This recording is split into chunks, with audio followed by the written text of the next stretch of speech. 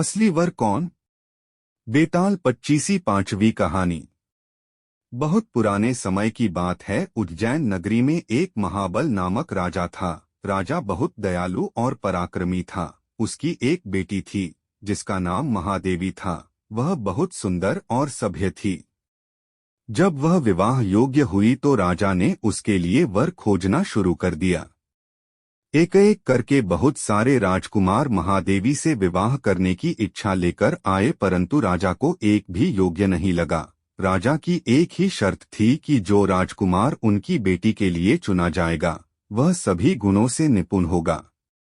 इस तरह कई दिन बीत गए, लेकिन राजा को कोई उचित दामाद नहीं मिला। एक दिन राजा दरबार में बैठा था तो एक राजकुमार वहां आया और कहा कि वह राजकुमारी से विवाह करना चाहता है। तब राजा ने कहा कि तुम में ऐसे कौन से गुण हैं जिसके कारण तुम मेरी बेटी से शादी करने आए हो? तब राजकुमार कहता है कि मेरे पास एक ऐसा रथ है जिससे मैं क्षण भर कहीं भी जा सकता हूँ। राजा कहता है कि ठीक है, तो मैं अपनी बेटी से बात करके तुम्हें जवाब देता हूँ। कुछ दिन बाद राजमहल में एक और राजकुमार पहुंचा और उसने राजा से कहा कि मैं राजकुमारी से विवाह करना चाहता हूं। राजा ने उससे भी वही सवाल किया जो पहले वाले राजकुमार से किया। उस राजकुमार ने कहा कि राजन, मैं त्रिकालदर्शी हूं और भूत, वर्तमान और भविष्य तीनों को देख सकता हूं।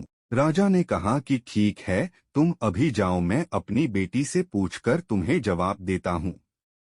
कुछ दिन बाद महल में एक और राजकुमार राजकुमारी का हाथ मांगने आया। राजा ने उससे भी वही सवाल किया कि तुम्हारे पास ऐसे कौन से गुण हैं कि मैं अपनी बेटी का हाथ तुम्हें दूं? राजकुमार ने कहा कि मैं धनुर्विद्या में निपुण हूँ, मेरे जैसा धनुर्धर दूर दूर तक कहीं नहीं मिलेगा। राजा ने कहा कि बहुत शानदार, मैं तुम्हें कुछ दिनों में प्रत्युत्तर दूंगा। राजा असमंजस में पड़ गया कि तीनों राजकुमार गुणवान हैं, उसे किसे राजकुमारी के लिए चुनना चाहिए। इस प्रकार दिन बीतने लगे। उसी राज्य में एक भयंकर राक्षस था जिसकी नजर राजकुमारी पर थी। वह एक दिन मौका देख राजकुमार को उठाकर ले गया। अब राजा बहुत परेशान हो गया। जैसे ही यह खबर पूरे राज्य में फैली तो तीनों राजकुमार महल में इकट्ठे हो गए। त्रिकालदर्शी राजकुमार ने कहा कि वह दुष्ट राक्षस राजकुमारी को विंध्याचल पर्वत पर ले गया है। तभी दूसरा राजकुमार कहता है कि मैं अपना रथ लेकर आता हूँ, और तीसरे राजकुमार ने कहा कि मैं अपने धनुष से राक्षस का वध कर दूंगा।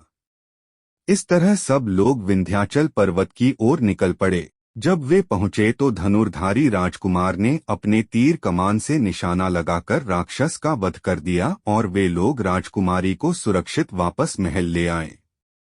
इस कहानी को सुनने के बाद बेताल ने राजा विक्रम से कहा कि महाराज, राजकुमारी को बचाने में तीनों का योगदान था, तो अब मुझे बताइए कि राजकुमारी का विवाह किससे होना चाहिए? मैंने सुना है कि तुम हमेशा न्याय की बात करते हो। जल्दी बताओ, वरना तुम्हारे सिर के टुकड़े टुकड़े कर दूंगा।